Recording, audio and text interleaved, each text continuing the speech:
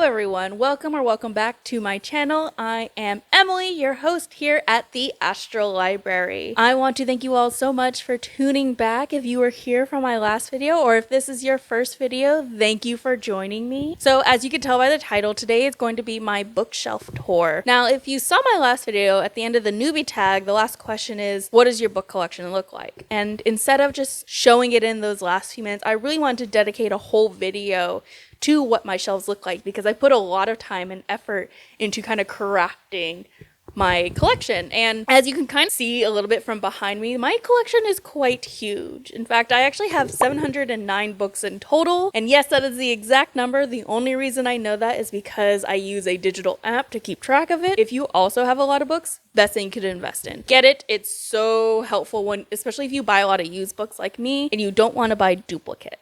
I would also like to preface, so even though I have a large library, I haven't read every single book in my collection, as one could expect. But I do try to make sure that I have at least half of my collection read before I read any more books. Of my collection of 709 books, I actually have 227 books unread.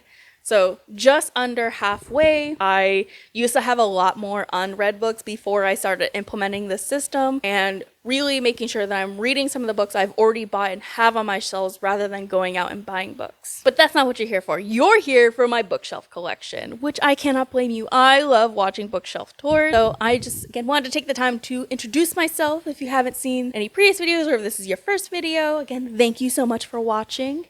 And let's just go ahead and get straight in.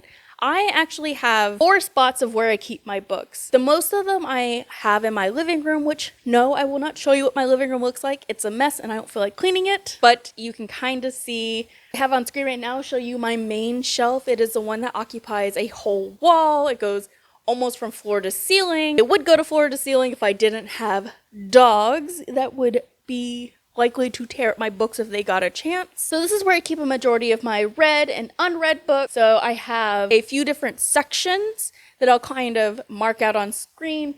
So the topmost is my classics as well as books for school. So any books I used in either high school or through my undergraduate or through my master's program kind of reside at the top. So it's a mixture of like textbooks and anthologies as well as just literary classics that I had read. The next shelf down from that is a mystery thriller shelf that hosts all my mystery and thrillers. Below that is one of my fantasy shelves. This is specifically fantasy books that are set in our world or something recognizable as our world. Below that, I have my favorite shelf, so my pride and joy, what I want you to be able to see right off the bat and know what kind of reader I am. Below that is my second fantasy shelf that has an overspill of fantasy set in our world as well as fantasy set in some wide fantastical world. And this bottom shelf here is kind of a hodgepodge. I have a little bit of my sci-fi, I have some contemporary, some historical fiction, and then just general miscellaneous. I don't know quite what to do with these books, so they kind of just end up on the bottom shelf. Let's go ahead and move on to some of my other places I have books. All right, welcome to my next little corner of books.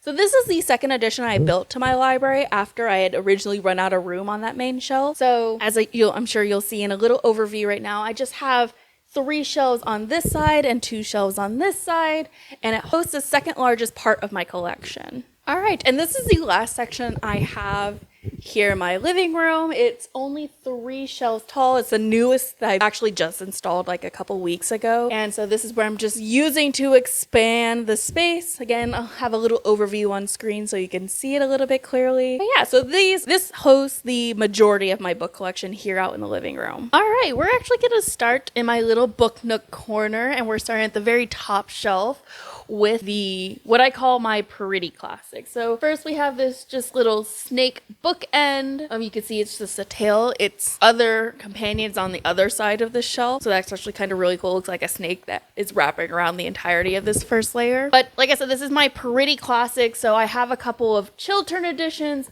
I have Dracula and I have The Great Gatsby. I love these editions. I think Chiltern makes some amazing classic editions. I do collect multiples of The Great Gatsby and Dracula, as you'll kind of see on this shelf. More so The Great Gatsby rather than Dracula, because The Great Gatsby is one of my favorite literary works. I just have a lot of copies. I think they're so fun. They come in so many pretty editions. In fact, I have another really pretty edition right here in this kind of like art deco-y. It's so beautiful, and you can see it's kind of like embossed. See, it's got these beautiful illustrations on the inside. This was actually a gift from my friend Sarah, which you will find is a very common thing to find, especially on this shelf. She actually got me this edition of Dracula. I believe this is a Barnes & Noble leather-bound or imitation leather-bound. So it's got the ribbon bookmark, and it's got these beautiful black sprayed edges. And then I have a copy of, I also have Dr. Jekyll and Mr. Hyde, and a bind up of a couple other stories, also in that same kind of edition of Barnes & Noble classic, like imitation leather-bound books. Then I have the Frankenstein as well. And then next to it, I have my Paper Mill Classics collection. So I have Arabian Nights, Sherlock Holmes, Dorian Gray, Dracula, Frankenstein, and of course, The Great Gatsby, which is how I found all the rest of them. I just think it's so pretty, and these editions are not only nice looking, but easy to read. All right, scooting you down just a little bit more, you can see the rest of my pretty classics. So we have illustrated edition of Edgar Allan Poe stories. We have The Paradise Lost by Milton. And then next to it's actually a Eaton Press edition of To Kill a Mockingbird, which just, look at it, it's stunning. And this is another one of my favorite literary works. Next to it, I just have more Edgar Allan Poe. And this next book is by far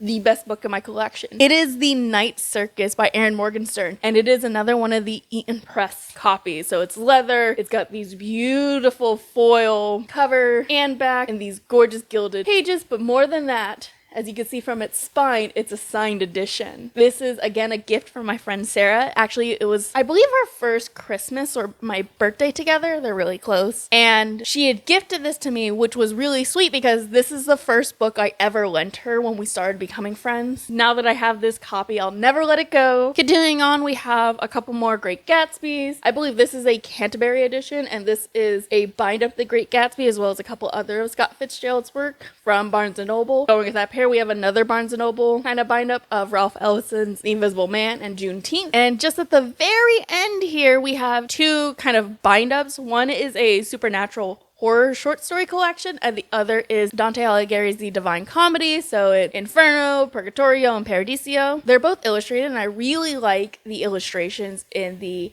Divine Comedy. I would pull it out if it wasn't so hard to get back in. I will pop up on screen what these books look like, and if I could find some illustrations, they'll be on screen now too.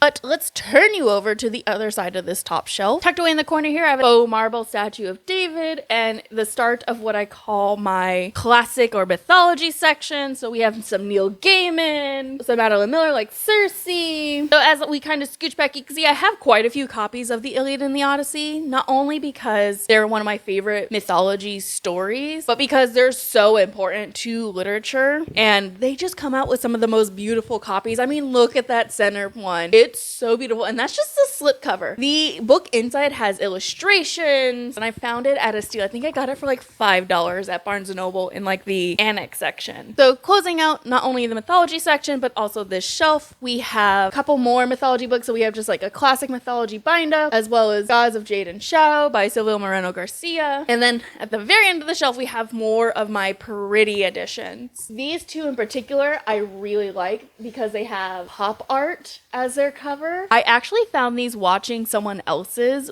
book tour video. I saw them and I had to have them. Like, I immediately went onto Amazon and bought them because they're just so cool, because at the front it's their faces, but behind it's the back of their heads. And Frankenstein's even got a little quote. So I adore these editions. And then right next to them, I have my J.D. Salinger collection. I have the majority of his books in the Centennial editions, but I do have a second copy of Catcher in the Rye that I use to annotate when I talk about that book for classes. And I've read almost all of these, like except 9 Stories, which is the only one that I need to say that I've read all his published work. Beside that, I just have another copy of The Invisible Man. I have The Alchemist, Fahrenheit 451, which is another great literary classic. I have Catch-22, and I have this really cool edition of Frankenstein that is like a comic book cover. And then at the very end, you can kind of see my plant peeking up at you.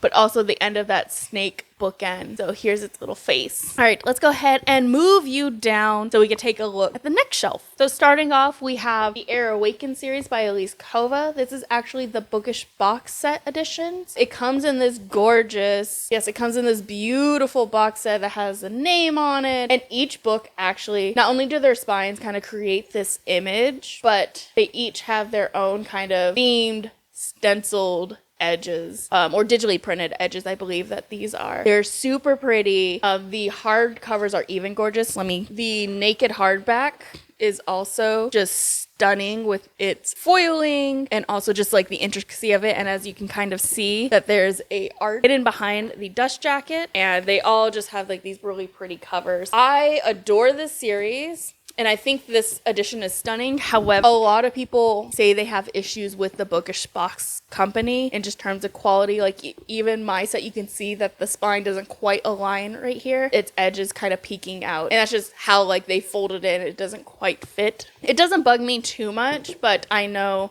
that these books cost a lot of money, and for the money being that people are paying, they're not always going to get the best quality from them. Next on my Air Awaken Cindy's, I have a portion of my Cindy Paul collection. If you don't know who Cindy Paul is, let me tell you, let me enlighten you. Cindy Paul is an indie author with her own publishing kind of company or brand called Ever After Prince, and she focuses on not only producing quality books that have illustration, but they all have LGBTQIA plus main lead and focus on love stories if that's included. These 3 books are the Hepdell series, and it is focusing on gay werewolves. Yes, you heard me right. Gay werewolves, and it's beautiful. Not only are the covers stunning, but the writing is also super beautiful.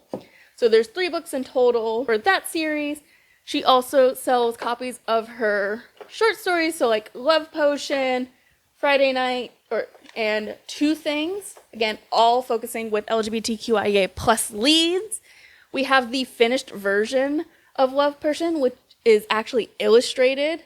You can see just this stunning book. Like, look at that foiling. Yes, like, look at that. It's so stunning. So it's a duo of them. So it's Cindy, who's the author, and then Renee, who is a publisher who designs these covers and draws the images for them. And then we have Something Awful. If you're looking for a more spooky kind of a story, Something Awful is, I believe this is the last book she has put out currently, but she did just finish a Kickstarter that released a D&D like NPC guide full of LGBTQIA plus characters. You guys really need to check her out because the writing is amazing. I'll leave a link down in the description below to their website. Again, you will not be disappointed. All right, scooching down, we have my Sarah J. Maas collection. I'm not going to spend too much time on here because everyone knows what the Throne of Glass series is and who Sarah J. Maas is. If you hate her or if you love her, she's on my shelves, and I adore Throne of Glass. I do. They're just fun and easy read. I like Throne of Glass more than I like ACOTAR because I feel like this is a series that really shows Sarah J. Maas's skill and shows just how intricate she can make a story. Closing out this shelf, I have the first book Cindy ever did, the book that kind of started it all. It's called Forever, and again, just look at this beautiful book. It comes with illustrations. Let's see if I can find one really quick. It comes with these beautiful illustrations like I'm showing you here, and this is actually a series of interconnected short stories that kind of all create this bigger story. And again, each story has LGBTQIA+. I'm telling you, if you want more representation in books, check out Ever After Prince, because not only do they publish their own works, but they host writing contests that, again, focus on these types of characters and really push towards having more books with this representation. Next to that, I just have my Song of Achilles by Madeline Miller, and it comes with these beautiful end papers as well. One of my favorite purchases, and just again another favorite book. Let's go ahead and move on to the next half of this level. All right, we're gonna start this kind of a weird angle because we want to be able to see into this crevice. So starting in the back here, we have my Millennium series, or the Girl with the Dragon Tattoo series, as I kind of refer to it as. I have both the original trilogy, which was by Stieg Larsson, as well as the continuation by David, I'm gonna butcher this name and I really apologize, but David Lagerkrantz. I adored this series when I read it, and I was really sad when Stieg Larsson died because I thought I would never find out meaning behind Lisbeth's back tattoo, and I would just never get to see this world, even though Largson had the next book planned out. So when I heard that Lagerkrantz was going to take over it, I was really worried because I was fearing that it wouldn't feel like the original 3 books. But when I read The Girl in the Spiderweb, I was so blown away with the job David had done. I was so happy because it felt like Lisbeth had come back alive and that it wasn't too big of a change from how Stieg Larsson had written it. All right, for a little more head-on view, we have an array of kind of young adult and adult. They're mixed up kind of weird, but that's okay. So continuing from the corner up, we have The Dark Rise by C.S. Pacat. This is her newest adult fantasy series, and oh my god, not only is the cover stunning, its sequel cover just got announced, and I believe it's coming out either later this year or early next year, but I'll pop the cover on screen right now. It's so pretty, and I cannot wait to have it on my shelves. They are going to be phased out because they're so beautiful, and I love her writing. She is one of the best enemies to lovers authors I've ever read, and I especially learned that, and I'm gonna skip around a little bit, in her Captive Prince trilogy. Oh my god.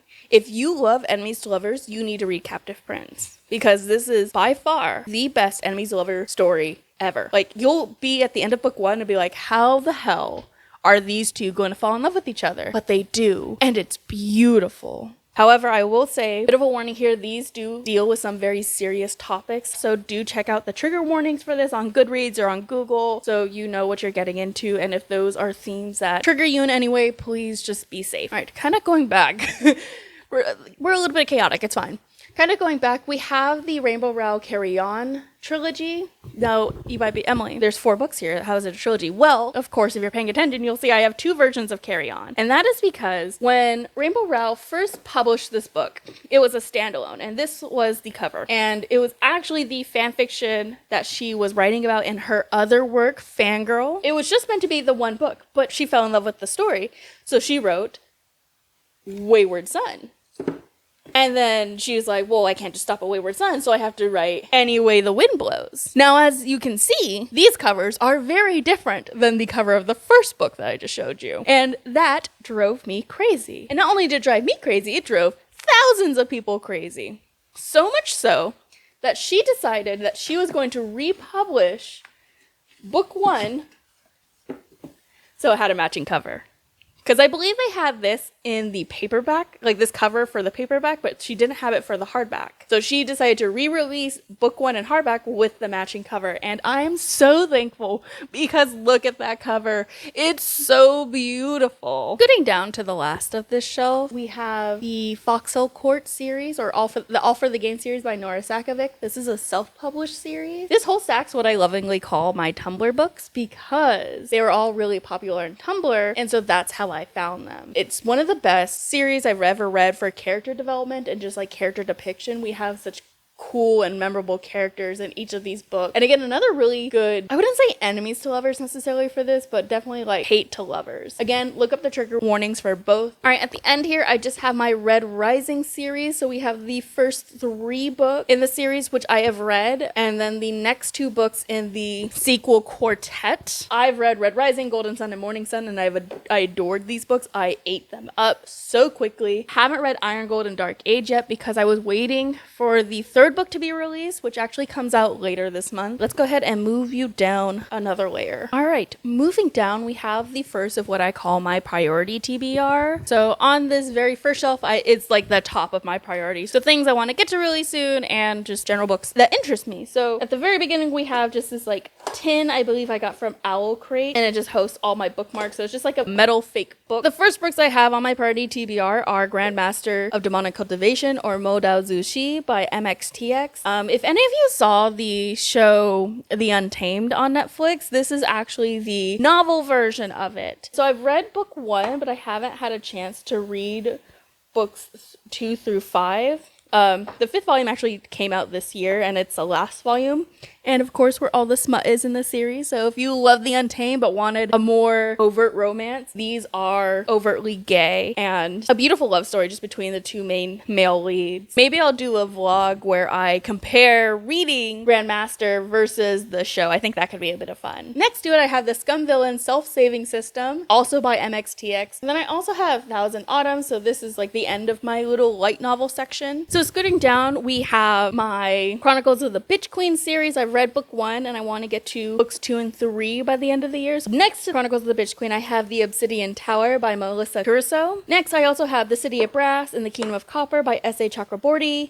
I've heard nothing but great things about this series, so I'm very excited to get to it. I can't ever find the third book, Empire of Gold, in paperback. Every time I go out, they have either City of Brass or Kingdom of Copper, but never Empire of Gold. So the hunt continues for that one. And then next to it, I have The Bladed Faith and the Sapphire Altar by David Daglish. All right, scooching you to the innermost corner of this shelf. These 3 books are what I call my heavy hitters. So we have John Gwynne, Joe Abercrombie, and James Islington. So I've never read any of these authors, but they're super well known in the fantasy field. So I picked these books as my starting points. I've yet to reach for any of them. So if you have any recommendations of which ones I should start with first, or if there's another book by these authors that I should maybe start with, let me know. These are the ones I just kind of found that are some of the most popular and people really tend to enjoy. So this is kind of just like my try it out. Again, let me know if you know what order I should go in with these, or if I should start again with another book. Next to those, I just have TJ Klune's Under the Whispering Door.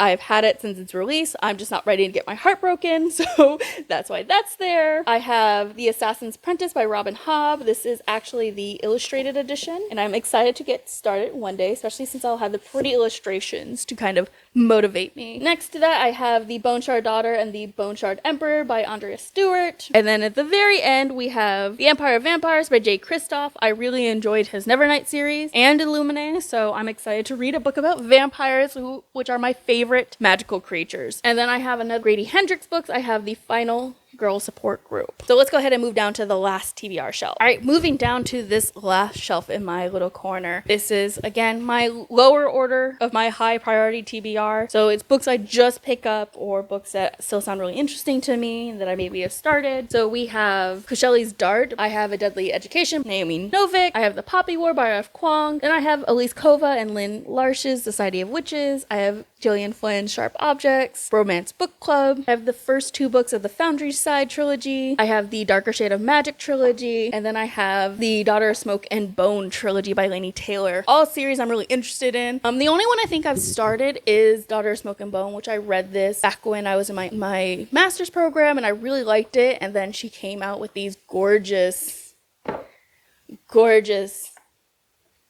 editions of them. So I decided to pick them up because I had gotten this book from the library. So I'm very happy to own them and to be able to continue on with the series because this is one of the most unique YA books I had read at the time, taking place in Prague and have a really cool main character. All right, at the end of this high priority TBR, I have Amanda Boucher's, I believe it's the Kingkiller Chronicles? Oh, yeah, the Kingmaker Chronicles. Down here, we actually have a book that's red. It's The Husky and His White Cat Shizen. All right, next to that, I have Brandon Sanderson's Mistborn series. I only have the first 2 books. I've never read Brandon Sanderson, but he's just one of those authors in fantasy that everyone says you should read.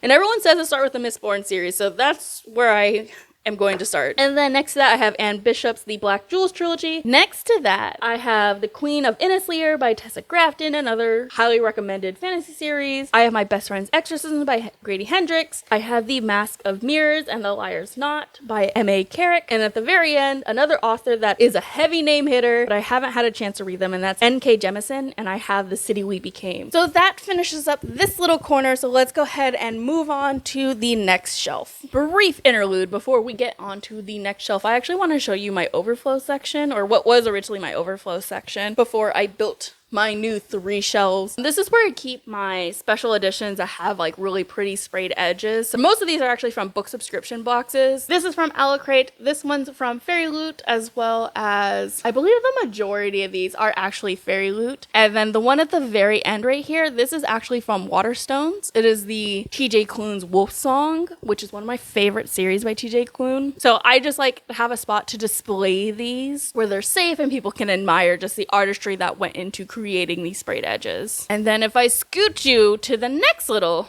cube. So this cube hosts my overflow books I don't know what to do with. And by that I mean the 2 editions I have of the Harry Potter illustrated editions. Now, one, I don't want to talk about J.K. Rowling because she's a piece of shit and we support trans rights here on this community and this channel. I was given these 2 books as a gift and I've never actually read Harry Potter. So this is a whole wild thing to me because I don't care about the Harry Potter books. I read Harry Potter fan fiction, particularly Draco and Harry fan fiction, and I think these editions are gorgeous. Do not get me wrong. And the movies I did watch growing up, these books are just an awkward size. I didn't know what to do with them. So they currently take up this shelf, and on top of them are something more important. This is my jar of TBR, where each of these sticks I can draw, and they'll have like the author's name, the title of the book written on them, and the colors that are on the top of each of these books stand for a genre. So if I feel like, oh, I'm in the mood for fantasy, I would grab black, or oh, I'm in the mood for sci-fi, I'll grab this like light blue color, and so on and so forth. It's for not only my TBR game, but just an easy way for people who want to come over and like, Emily, let me read a book if I just don't have a personal recommendation for them. Behind this candle here, you can actually see where I keep track of the books I'm reading off of my physical TBR in that little jar. I just have a little Halloween themed candle in front of it because I'm, again, a spooky bitch and I live like it's Halloween every day of the year. So now that this has been covered, let's go ahead and move on to the other shelf. So this is my Lord of the Rings shelves, aka the shelf of just like multiple copies. So starting off, we have this really pretty candle and it's got this like gorgeous like foil wrapping around it in Elvish,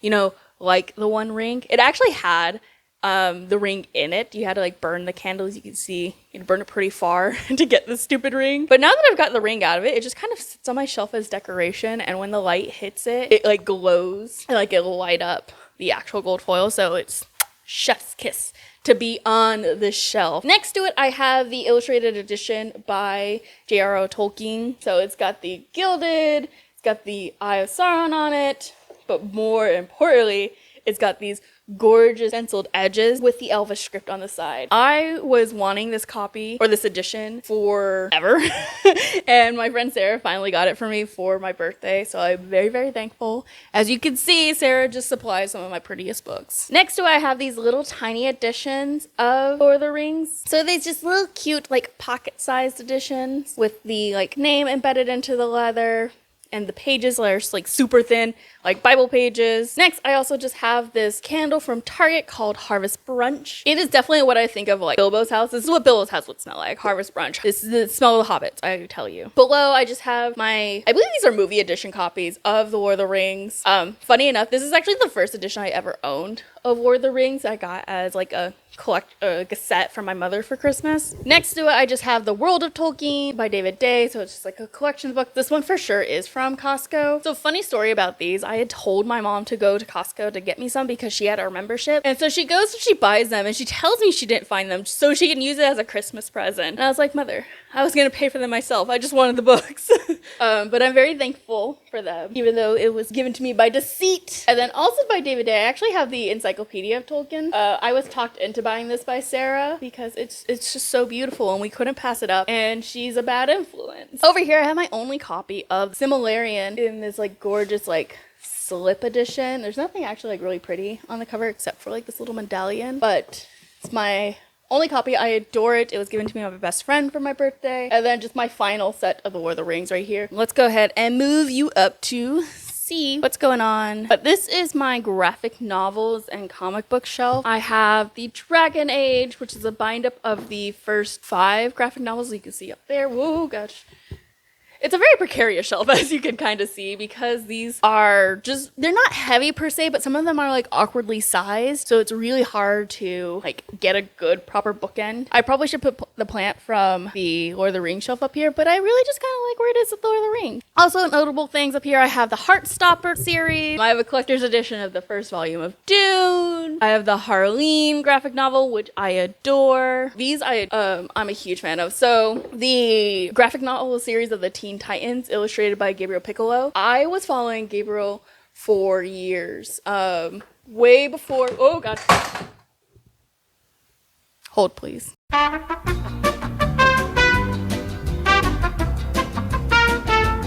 as I was saying, this is the Teen Titan graphic novel series illustrated by Gabriel Piccolo.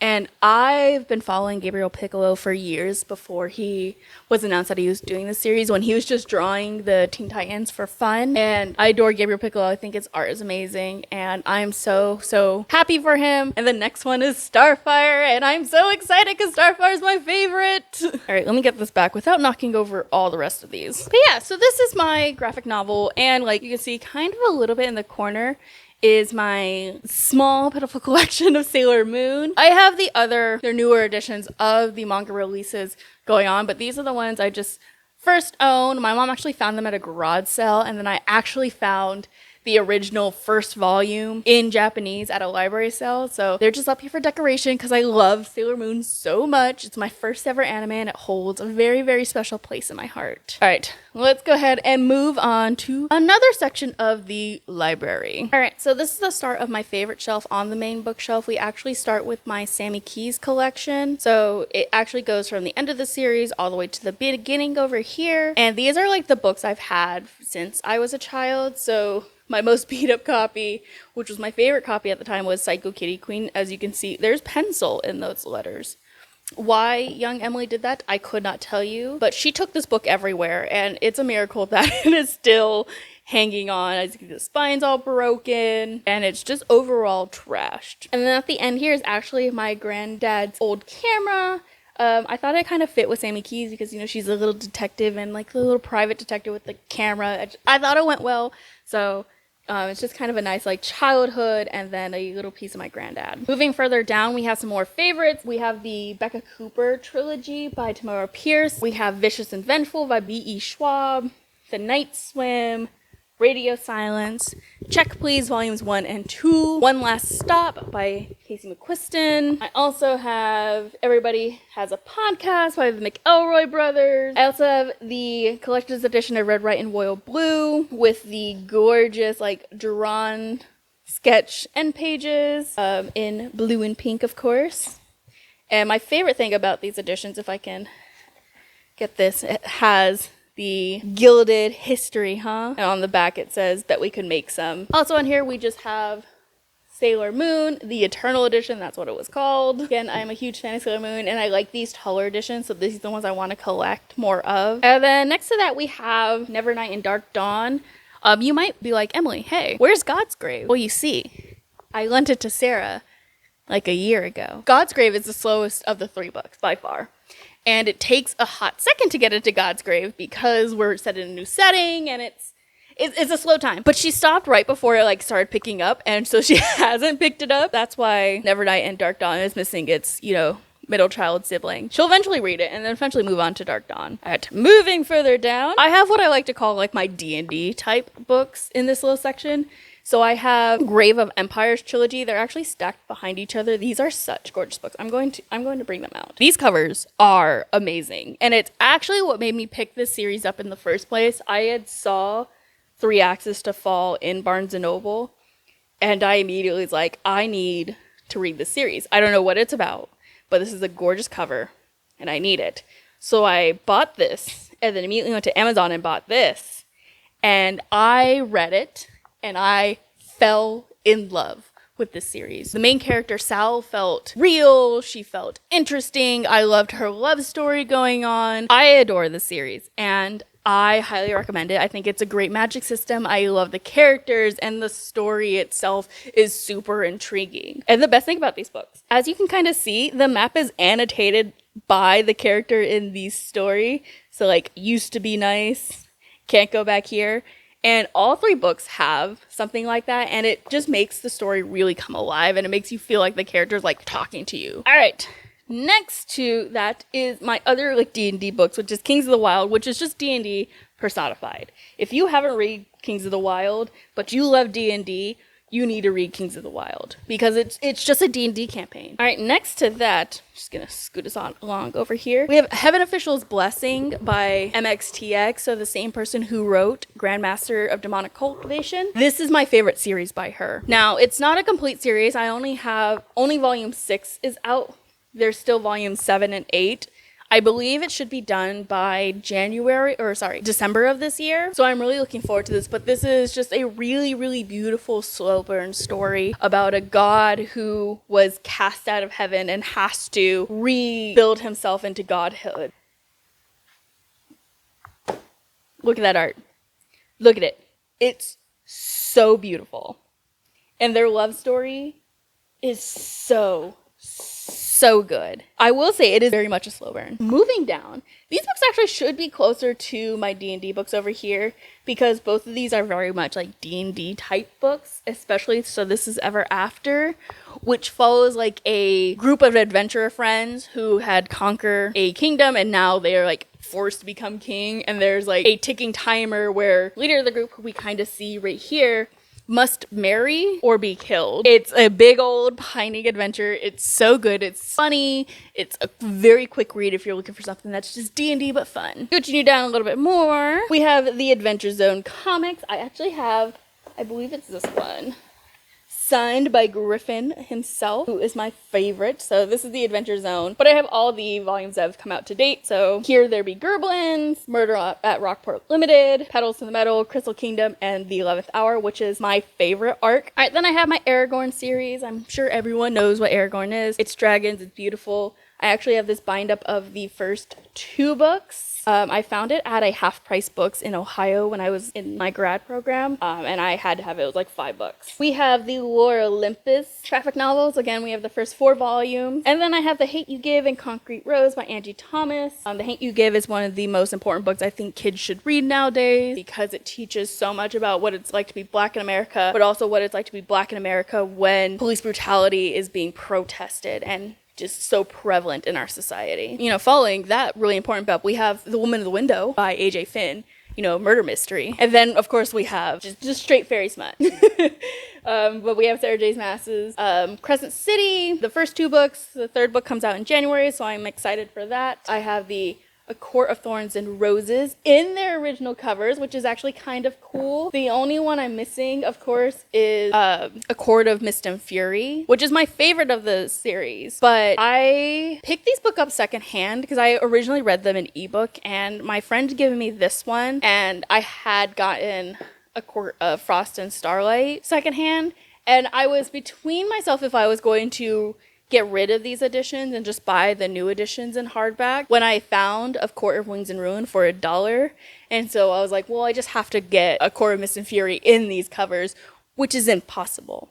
Okay. I don't know who I need to bribe, but I need that book so I can just have it in the original collections and not have to worry about it. We also have Fangirl in one of the collector's edition, so it comes with like these illustrated end papers and a ribbon bookmark. And then I have Legendborn and Bloodmarked, one of the best current YA series out here. Yes, I know they are different heights. Legendborn is the Book of Month edition, and Bloodmarked is just the standard edition. I plan to rectify that at some point, so don't comment on it. Don't leave me a comment saying they're uneven. I know it bugs me too. Next, I have the Ugly series by Scott Westerfield. This is one of my favorite series from middle school. A great sci-fi. Again, a little bit younger, but another really good introduction into sci-fi. And next to that, we have Anne Bishop's Written in Red, or the Novel of the Others series. I'm very lucky, and I was able to find all of these books in hardback through various locations. As you can see, Marked in Flesh is a library edition, and I can't remove that stupid sticker. Moving to the end of this shelf, we have Rhapsodic, the Lunar Chronicles, as well as the Renegade series by Marissa Meyer. I love the Lunar Chronicles. I mentioned this in my BookTube newbie tag. It's the series that made me get into sci-fi and made me feel like sci-fi wasn't that intimidating. Renegade's trilogy, which I adore because it is the superhero versus the supervillain, and it really makes you think, well, who is right in the society? Because both sides have their flaws. And kind of to top it off, I have this vintage, like, Batman, who's actually let's see if we can get a response. He's actually a Magic 8-Ball. Yeah, there we are. The signs point to yes. Another thing my mom had found at a garage sale, and she thought it was funny because I love Batman. Well, joke's on her. I still have it. All right, let's see if we can record some of these taller shelves. They're kind of a mess, so give me a second. All right, so this is the very first of my fantasy shelves, and this is what I call like fantasies set in our world. I wouldn't call it low fantasy because not all of these are low fantasy books, but they are just ones that like notably take place in a world that we can recognize as our own. So we start off with The Invisible Life of Addie LaRue. We move into the only two Anne Rice books I actually own. Haven't read either of them yet. I have beef with Anne Rice and her just like overall history with fan fiction and how she's persecuted a lot of fanfic writers. So I have a strong distaste for Anne Rice. But my mom's a huge fan of her work, and I do love Interview with the Vampire, so I do eventually want to read them, and so I only pick up the books secondhand when I find them. Other notable works I have up here, I have The Beautiful and the Damned. I also have Sky in the Deep by Adrienne Young, which is a gorgeous book that I actually really enjoyed. My only gripe with this book was I wish it was longer. Scooting a bit further down, we have My Discovery of Witches. Now, you might be like, Emily, but why is book 2 missing its dust jacket? Well, you see, dear viewer, I read these books along with my mother, and so I would read them first, and then she would read them. Well, I lent her Shadow of Night, and when I got it back eventually, there was no dust jacket. So I asked my mom, where's the dust jacket? You can guess the answer. She couldn't find it. Ergo, there's no dust jacket for book 2, but for now, I just ignore Shadow of Night. It was my least favorite book in the series anyway, so. I also have the Southerners Book Club's Guide to Slaying Vampires, which it's the first book I ever read by Grady Hendrix, and it's also one of the only horror books that actually like made me shiver, which is very rare for me to feel in a book. Now, I will say that this book is good, but take it with a grain of salt because it does have a lot of problematic issues, especially with the way it deals with its Black characters in the book. I feel like Grady Hendrix was trying to make a really good point, but it just fell short because he fell into some of the traps that he was criticizing. Scooting you a little further down, we have what's going to blend more into kind of like YA books. So we have The Lovely War, Diviners trilogy. I don't have book 4. I also have Alexander Bracken's The Passenger and Wayfarer. I believe that Wayfarer is actually signed as well. It is signed by Alexander Bracken. I have found this at a used bookstore, so I thought that was really cool. And it's not like a personalized signature either, so I don't have someone's random name in it. Actually, thinking about it, I think one of my Six of Crows is signed too. Also found at a used bookstore. Oh, I am right. So I actually have a Crooked Kingdom that's signed by Leigh Bardugo as well. This one is personalized to Jessica. Also found at a used bookstore. Other notable things on the shelf, the Owl Crate edition, I believe, of The Poison Heart. So got this really pretty foiled cover and a gorgeous illustration on the inside. Give me a second and I'll show you. Yes, it had that really pretty like art or like alternative cover to it. So scooting you a little bit further down, I have the Raven Cycle Quartet by Maggie Stiefvater and the Percy Jackson series by Rick Riordan. I read the Raven Cycle as it was coming out. I really enjoyed this series until the Raven King, which is where I felt like it fell apart. But I still really appreciate the series, and it's a great fantasy for people who want to get lost in not only a world with a kind of unique magic system, but be really introduced to some interesting and developed characters. Now, as for the Percy Jackson series, I actually read that for the first time last year. So as an adult, I was reading these, and I actually found myself really enjoying them. I didn't think I would because I thought I'm just too far out of the demographic. And I kind of was. Like, at times I'm like, okay, you're being ridiculous. This is too silly. But I still had a lot of fun reading the books, and I'll actually probably pick up Rick Riordan's newest installment with Percy Jackson as a little bit older. I also have Olivia Blake's The Atlantis 6, and then you see Ninth House here by Leigh Bardugo. I might get canceled for this, but I don't like Leigh Bardugo, like almost at all. Leigh Bardugo and I just don't get along for the most part. I've tried to read Ninth House at least 4 times, and every time I've barely made it past like a couple pages, more than like 5 pages, because I just wasn't clicking with it. And that's not to say I think she's like an awful writer. I just think she's not the writer for me, because I tried reading Shadow and Bone and hated it. But I really enjoyed Six of Crows. So I'm hoping if I ever like sit down and give Ninth House a chance, because I do think it has potential for me to like it, because it is a more adult book and it is dark academia, which is something I adore. All right, scooting you a little bit down, you've entered what I call my paranormal romance or my guilty read section. So we have all my favorite paranormal romance series. So we have the Mercy Thompson series, which I'm trying to collect all in hardback. The only 3 that aren't in hardback that I own are the first 3 books. So Moon Called, Bloodbound, and Iron Kiss, which are almost impossible to find in hardback form. They're just out of print. Every time I see them online, they're usually selling for a stupid amount of money, like $100 or so bucks. And listen, I love Mercy Thompson and I love Patricia Briggs. I would not pay that for this series. Another paranormal romance series that I absolutely love is Karen Chance's Midnight Daughter, which is following like a damp fire, and she's like a hunter, and we get involved with her father and her grandfather who's like Dracula. It's a great time. It's a great series. Scooting you down just a little bit more, we are still kind of continuing with the definitely more paranormal than fantasy. I have my Dean Koontz Odd Thomas series. I watched the movie because I was a huge fan of Anton Yelchin, and his death made me really sad. But I felt when I read these books, he perfectly encapsulated the character, and I just had such a fun time reading them. Next, my Odd Thomas. So I have the Night World series. Again, these are out of order. These are like really out of order. What is going on? Okay, pause please. So next are my Night World series, which I've never actually read, and the reason why I have them, even though it is a unfinished series, is that Night World was my friend Marcy's favorite book series as a kid, and so I had to give it a chance to read it because she loved them so much, and it was such like a defining part of her like book taste. So whenever someone tells me that, I like to pick up that book and read it to see kind of like what shaped them. Feel free to leave down in the comments any books that really shaped you as a reader. I would love to hear. Maybe we have some of the same, but more than that, I would just love to have a chance to read them and kind of see what drew you in. And then next, that kind of like go in the same thing. We have Full Blooded by Amanda Carlson, and we have The Morganville Vampires by Rachel Kane. Moving you down to the last bit of this fantasy shelf, we start with my OSI novel series by Just Baddest. This is another one of those books like Midnight Daughter that I picked up randomly at a used bookstore for like $1. And I read this first book and I really loved it. And I didn't think there was any more. But this time I found out there was a whole series, so I bought every single book in it. This is a really, really great, easy paranormal romance series that if you're, again, intimidated by fantasy, start with paranormal romance, especially if you're like a huge contemporary romance reader. And then we kind of end the shelf on books I haven't read for the most part, but I still find really interesting. So we have like The Thousandth Floor and The Dazzling Heights, so the duology. And then we just have The Just Show, What Big Tea, The Regret, A Lesson in Vengeance, and Court of Owls, which is my only Batman novel. All right, let's go ahead and move on to the next fantasy shelf. So this is a continuation of my fantasy shelves.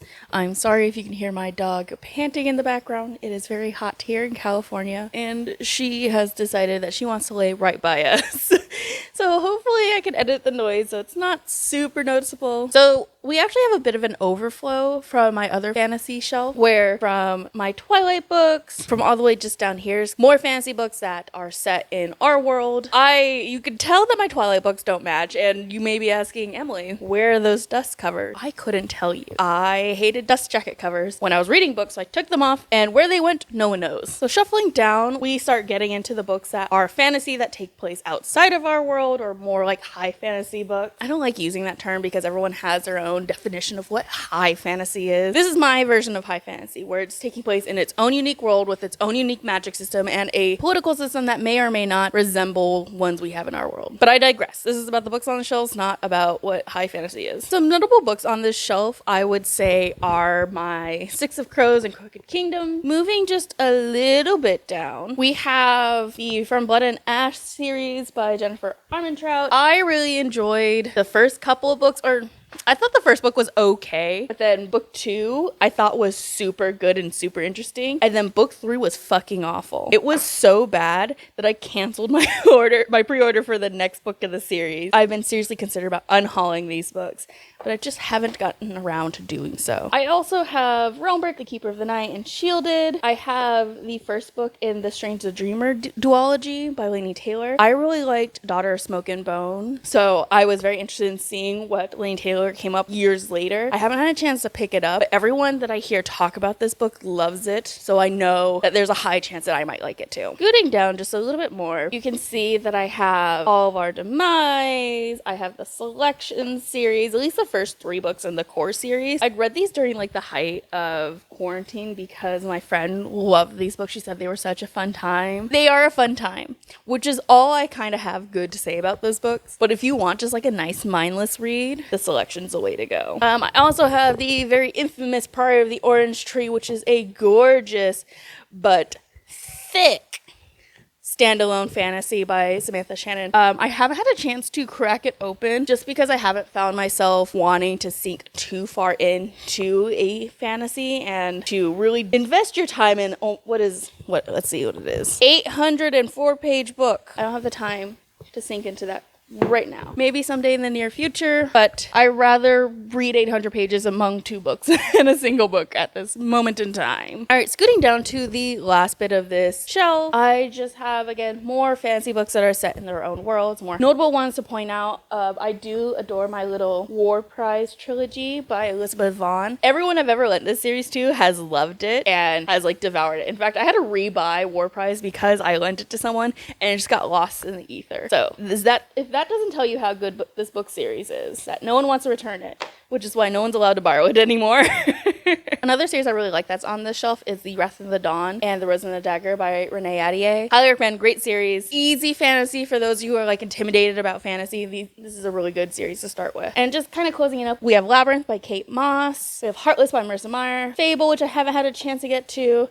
And then a YA series called Eon and Iana by Alice Goodman. And then you can't really see. Let me scooch it just a little bit. You can see the closing end of my Arrow bookend, and then just a little antitoxin thing that my friend had gotten me. So like it has a dice and you can roll. All right, let's go ahead and move on to another shelf. So this is the start of my thriller shelf. We actually have my golden bust of, I believe, Athena up here. And she's just kind of guarding over all of my smart detectives, usually female. I believe most, if not all of these are female-led thrillers, which is kind of fun. So we have The Vile Eyes, The Crow, You, The Chestnut Man. We have some Karen Slaughter and Gillian Flynn. We have Ace of Spades. And as we move a little bit further down, you will see that I have quite a bit of Patricia Cornwell. Now, despite the fact that I own a lot of Patricia Cornwell books, I have yet to start the Scarpetta series, which is what I have collected here. Why do you have a whole bunch of Patricia Cornwell books if you haven't read any Patricia Cornwell? Well, dear viewer, my mom is a huge fan of Patricia Cornwell, so she would tell me like, oh, I think you would really like this series, especially because I'm a huge kind of like procedural like show watchers. But before you be like, oh man, Emily, that's super wasteful, I am only allowed to buy these books if I find them for $1 at the used bookstore I go to. But I'm not allowed to start that series until I finish the next big thriller series I have on my shelf that you will see as we scooch you a little down. So the series that I actually have that also kind of makes up the bulk of the shelf is the Sue Grafton Alphabet series or the Kinsey Milhone series. The fun story about this series is that they were in my library, like my home library, and my mother and I have no idea where they came from. Like she didn't buy them because she's never read them and I had never read them, but we had almost the entire series, almost 25 books, and we had no idea where they came from and no idea what they were about. So I decided, you know what, I'm gonna read them. And so I've slowly been making my way through them. As you can see from this gap here, N is the current book I'm on. It's the one I actually have at my little end table in the living room, which is what I'm currently reading. So it's a mystery of how they arrived here in my house and why they're in my library. But this is actually the series I want to finish before I start Patricia Cornwell because it is fully complete. I do have all the letters now, and I'm actually trying to replace those mass market paperbacks with the taller hardbacks.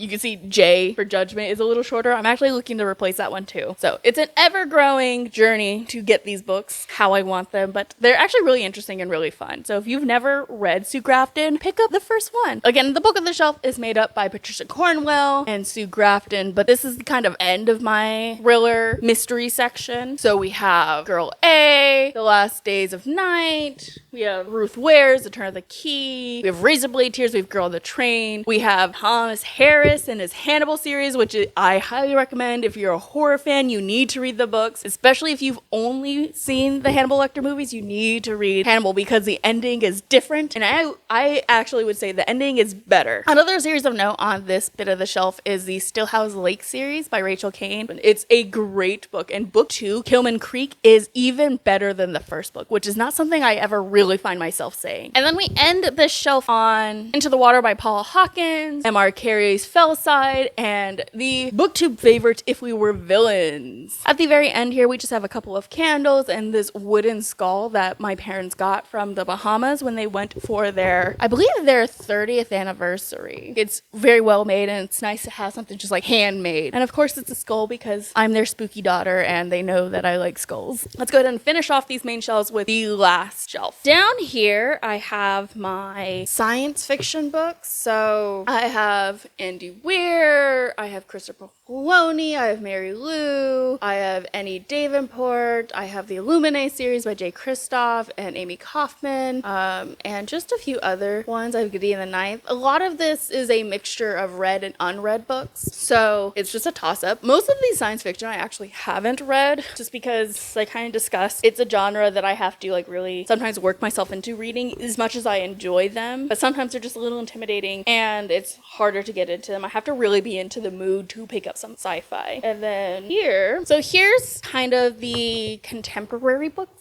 As you can kind of see, it kind of goes off to rainbow just because like contemporary lends itself to being published in a very colorful manner, which is why this is the only place you'll really see rainbow order in my bookshelves, because I am very much a person that does not like their books in rainbow order. I would not be able to find anything. I hate that series are broken up. The only reason contemporary is this way is because a lot of these books are standalone. I think there's actually only one series that's split up here, and that is the Aristotle and Dante duology, because they're just various versions of blue, so I'm not that mad about them. Getting them in an enticing way to grab and like catch my eye because it's more likely to make me read them. I can easily like, oh, you know, these blues are really eye-catching and it will draw my eye to spoil alert. More so than if it was buried in a shelf I don't really care about. So this part of my bookshelf, I'm unsure of what to do with per se, because these are all the books that don't really have their own category. Like I have a little bit of like historical fiction right here in like a mixed genre. I have Ghost at a Watchman, which is like historical but also kind of classic, and then I have nonfiction, and then at the very end right here are kind of like childhood books that I don't want to get rid of, but they just don't have like a real place in my shelves quite yet. And at the very end, I have Wicked Saints by Emily A. Duncan, which I bought before I found out that it had a lot of anti-Semitism in it, and I really like the cover of it, so I want to hollow it out and make it storage. All right, let's go up to a more used shelf. All right, we finally made it to my office. I apologize if it's a little echoey in here. I haven't fully set up my office quite yet, so apologize again for the audio if it's a little more echoey than normal. But we are here at my D&D little section. So first we just have my D&D books. So I have Xanathar's Guide to Everything, The Dungeon Master's Guide, Lolo's Guide to Monsters, Out of the Abyss, The Monster Manual, Player's Handbook, and Tasha's Cauldron of Everything. So these are all officially published D&D books by Wizards of the Coast. And I have this selection because I DM most of the D&D games that I play. So these are all the ones that I find necessary to kind of create my campaigns. And then actually next to them in these two little black books are my DM notes and my campaign guides for my last campaign and then my one shot. So this is actually kind of cool. I'll take this out for you guys to see. So this is kind of an art project I had made of my last campaign where I have like my major little sticky notes in there, and like I have a title page, and then I just kind of made it an art project. So we have like art of the players and kind of their introduction and their name. Open up, we can have again my notes from the session itself. There's a loot page.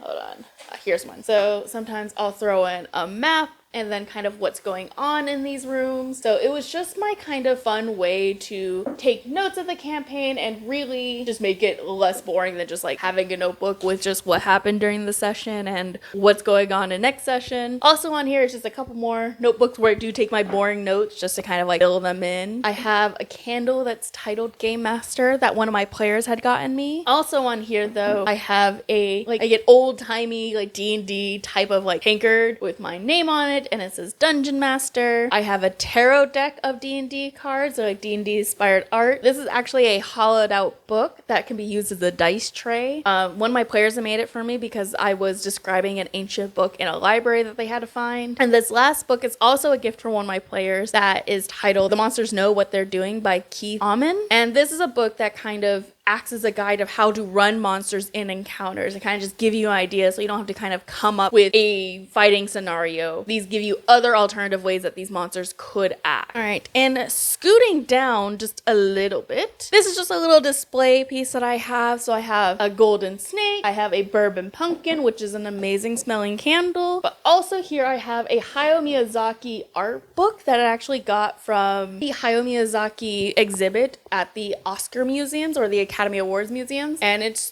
super beautiful cover, and it just inside is just about the art, but it's got these beautiful illustrations. So a gift, another just kind of like little display corner before I grow my D&D section and need more space. All right, and last but not least, this section right here is all the books I used for my doctoral program this first year. So I have books just from class, like we read The Tempest. I have books from an independent study I did, like The Black Empire or Home Harlem. So it's just kind of a mix of books that I either used for class or I acquired during the school year, like this anthology about science fiction. And I'm not going to go through every book here because, again, it doesn't really have too much about the channel. I just wanted to show off my little academic section that is in the background and when I do my Zoom calls with professors or students. I will shout out a couple of books I think everyone should have a chance to read, like Scenes of Subjection by Sadia Hartman. This is a great book if you want to learn about the effects of slavery on modern American citizens, whether they be black or white. It really kind of breaks down not only how slavery started, but how people thought of slaves and what is the lasting legacy of slavery. Another great kind of collection if you want to learn more about black feminism, Audre Lorde's Sister Outsider, amazing pieces in it, especially Poetry is Not a Luxury. And of course it has the ever quoted, ever famous essay, You Can't Dismantle the House with the Master's Tools. Highly recommend. It's a great read. Every essay and speech in this book, again, highly recommend. But yeah, that's all the books I have on my shelves, both in my office as well in my living room. All right, and we're gonna end this video off right here in my office, kind of where we began with the booktube newbie tag. I want to just thank you guys so much for watching. I know these videos can get a little long. I'm gonna try to edit this down as much as I can for you guys, but I want to thank you all so much for coming back to my channel and really just sticking around and seeing what I do here. If you like this video, please consider giving a thumbs up and subscribing. It really helps the channel out and lets me know that you guys like this sort of content. I'll be honest, I don't know how often I'm going to do bookshelf tours just because this was quite a bit to try to film just because of how big my shelves are and how kind of like hard it is to navigate. I'll definitely be keeping you guys updated on what books I keep getting from my library as well as what I'm reading. So I'm so excited to again start this channel, and I appreciate you all so much for watching. But that's going to be it for this video. Again, if you liked it, please consider leaving a thumb up or a comment down below. Let me know what you guys thought of my collection, if there's any books in it that either you have or that you wish you had. And let me know what your collections look like and how much you have read versus how much you have it unread. But otherwise, that's going to be it for me today. I will see you guys in the next video. Bye!